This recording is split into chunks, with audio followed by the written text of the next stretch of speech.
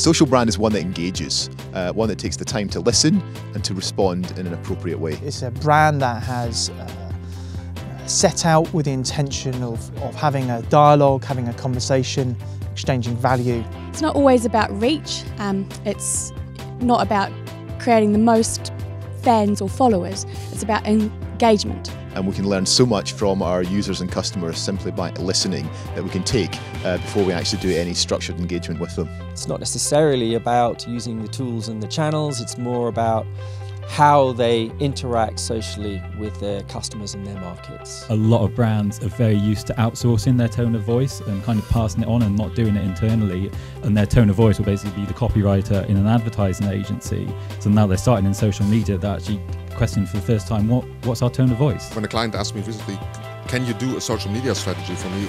No, because I don't do a pick up the phone when it rings strategy for you either. People are out there talking about you, at you, etc. So you listen. The businesses, I think, are learning how to be more personally expressive, to have a character that people can identify with. And perhaps it's the social experience that we have with those brands that then leads us to engage with them on a much more connected basis. I don't wake up in the morning saying, ooh, I wish I hear from 20 different brands today. No, but when I have an issue, then I want to be heard.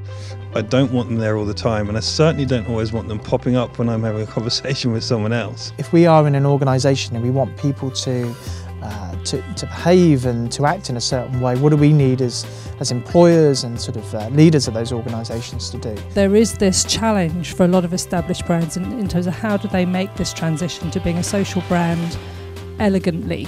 We cannot talk about isolated elements anymore. It's not about doing a campaign. It's not about, oh, as long as you have a good product, the rest will follow itself. It's a whole environment. It's having a good product, having a good social, customer service, having a good engagement with the customer, with the community.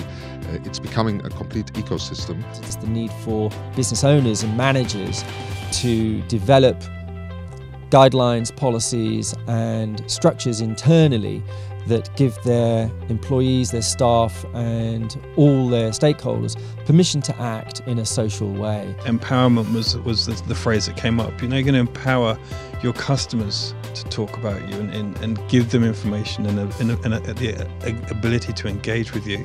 So we've got this whole new skill set of being able to give people a voice so that they feel comfortable just talking to one another. This is human business. It's back to the point about thinking about the why rather than the what and the how, and making sure that your social purpose is inherent to the business, to the people, and to the culture of the organisation. I love the fact that there's a recognition now that maybe this stuff doesn't sit neatly in organisation structures. You can't control every single person in the organisation, what they say for you, what they say about you. You can't control what your customers say.